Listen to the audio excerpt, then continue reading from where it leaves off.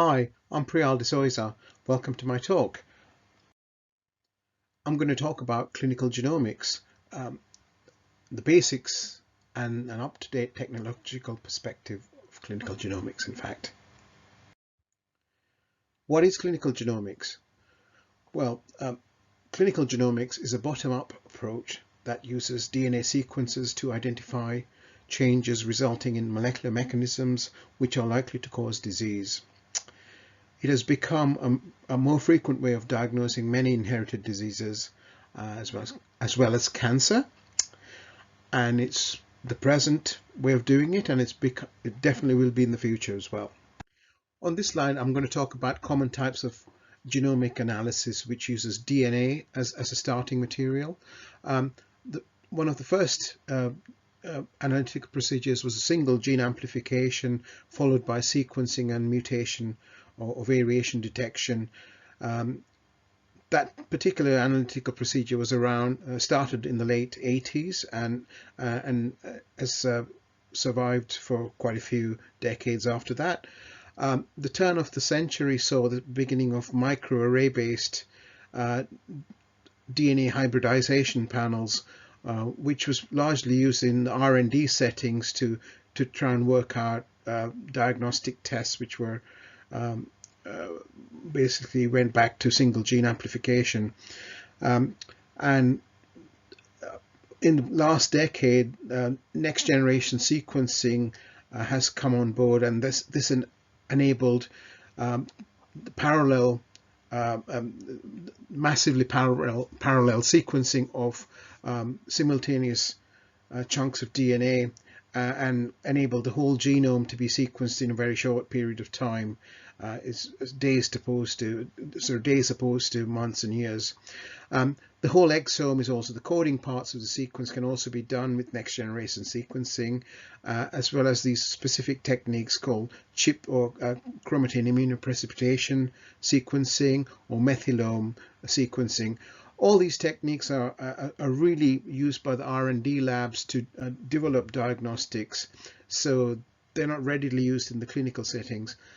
The technique I'm going to talk about is target-enriched next-generation sequencing panels, and that is actually used quite a lot in the clinical diagnostic settings. It can also be used in the R&D settings, and it's been around since about 2013. So targeted enriched next-generation sequencing panels, they're a commercially available solution, an end-to-end diagnostic solution that you can buy from biotechnology companies. And these panels tend to be disease-specific, as you'll see in the following slides. The assays that are available when you use these panels have been validated, and they meet regulatory requirements in clinical environment. So what is an NGS panel? NGS panel consists of several regions which could be adjoining each other on the same gene or on the same chromosome or on different chromosomes. So it's just showing here regions of one gene.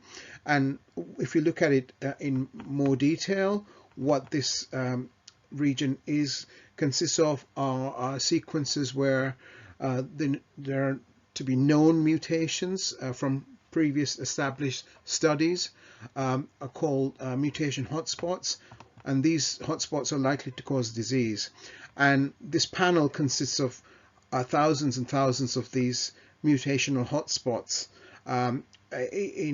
right across the genome, and these particular amplification methods are chosen so that all simultaneous massive parallel amplification will be carried out in a single test tube.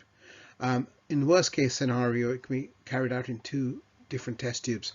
So, going from a single gene in one tube to, thousands of different loci in one tube is a massive jump, and speeded up the whole process of clinical diagnostics.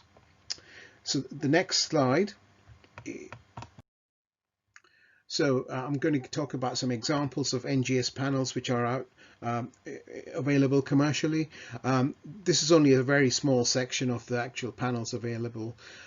Typical panel will contain anything between 15 to 50 different genes, and the four panels here are a bladder cancer panel, a kidney carcinoma panel, a BRCA or breast cancer panel, and it's a liver a panel here in the bottom right hand corner.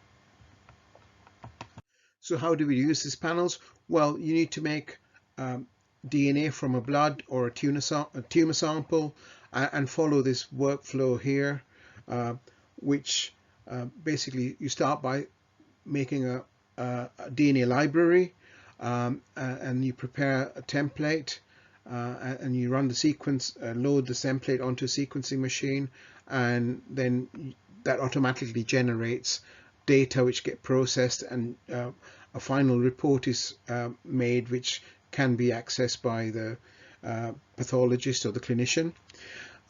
These particular DNA preparation steps are normally carried out by scientists rather than clinicians, and once the data is obtained at the end, then basically we can actually start interpreting the data, and that's normally done by the clinician would ask the pathologist to review the automated report and suggest a diagnosis according to the mutation data that's produced.